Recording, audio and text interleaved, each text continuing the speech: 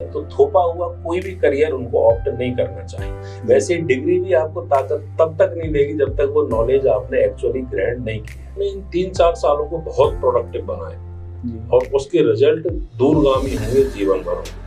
पहला रूल ये है कि कोई भी टास्क आपके पास आ रहा है तो उसको तुरंत एक्सेप्ट करें। तो किसी स्टूडेंट के 60-70% मार्क्स रह गए, कम रह गए, तो वो कुछ बड़ा नहीं कर सकते। हमारे सामने बहुत सारे ऐसे उदाहरण मिलते हैं।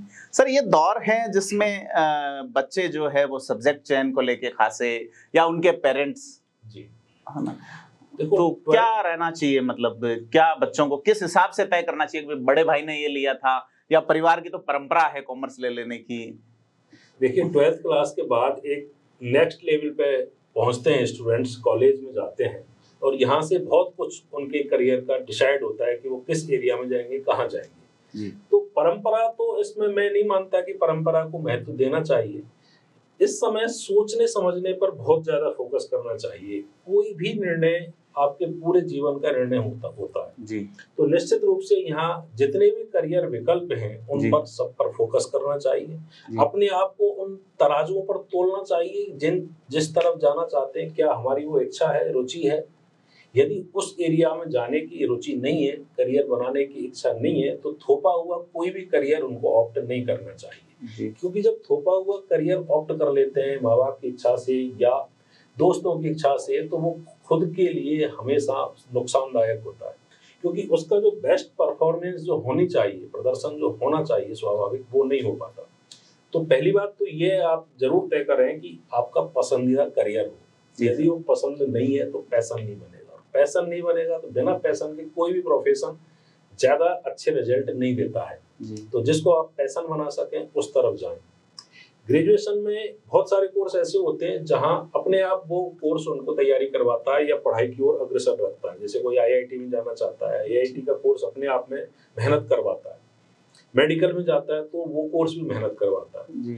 तो साथ में ये भी देखें कि ऐसा कोर्स ऑप्ट करें जिसमें वो लगातार बिजी रहे, मतलब सतत परिश्रम उनका चालू रहे। बाय द वे, किन्हीं कारणों से कोई कोर्स ऐसा है जिसमें बहुत ज्यादा पढ़ने की आवश्यकता नहीं है और ऐसे कोर्स का वो चयन कर लेते हैं, तो वहां केवल 1 वीक सीरीज के हवाले अपने आप को कर दें, ऐसा नहीं करें। वहां प्रॉपर आप तैयारी करें।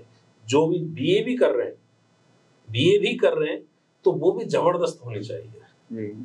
ऐसी होनी चाहिए कि बीए करने के बाद आपको ये सोचना नहीं पड़े कि अब क्या करें। स्टूडेंट्स के सामने सबसे ज्यादा बीए वालों के और बीएससी वाले जो हैं उनके सामने ये दुविधा है कि बहुत कम पढ़ने के बावजूद आराम से उनके अच्छे परिणाम आ जाते हैं, रिजल्ट आ जाते हैं, मार्कशीट में आते हैं, लेकिन एक्चुअली वो लॉस कर देते हैं। जैसे 3 साल में 3 बार परीक्षाएं हुई, अब चूंकि सेमेस्टर सिस्टम कर दिया है तो 6 बार 6 बार वो लगभग पढ़ते हैं 15-15, 20-20 दिन, 3 साल में जी। 3 साल में 3 महीने पढ़ेंगे जी। तो यूं मान के चलो उसने 80% 90% टाइम अपना वेस्ट कर दिया। उसका नुकसान ये होता है कि उन्होंने जो अपनी पढ़ाई की क्षमता जो बनी हुई है, 12th तक सब बच्चे पढ़ते हैं, 12th के बाद कोर्स तय करता है। यदि वो 3 साल नहीं पढ़ते हैं तो एक अकर्मण्यता आ जाती है उनकी, आलस्य उनके अंदर आ जाता है। जैसे कोई किसान 3 साल तक यदि फावड़ा नहीं चलाता है खेत में, तो चौथे साल उसको बहुत जोर आता है। यही स्थिति स्टूडेंट्स के साथ हो सकती है कि 12th तक पढ़ते हैं, अगर 3 साल वो पढ़ाई छोड़ दें तो चौथे साल उनसे पढ़ना मुश्किल हो जाए। सर, अभी मैंने देखा, मैं बात काटूंगा आपकी, नीरज चोपड़ा अपने जेवलिन थ्रोवर जो है उन्होंने एक गोल्ड जीता है। ओलंपिक की तुलना में वो कहीं कमतर हैं, लेकिन वो सतत एग्जाम दे रहे हैं, जुटे हुए हैं और अपनी क्षमता के अनुसार काम भी कर रहे हैं। जी देखो, कॉन्फिडेंस जो होता है ना, कॉन्फिडेंस के 2 बड़े सोर्स होते हैं, एक एक्सटर्नल सोर्स और एक इंटरनल सोर्स। एक्सटर्नल सोर्स आपकी पोजीशन से आ सकता है, आपने किसी ने दे दिया, पैसा है उससे आ सकता है।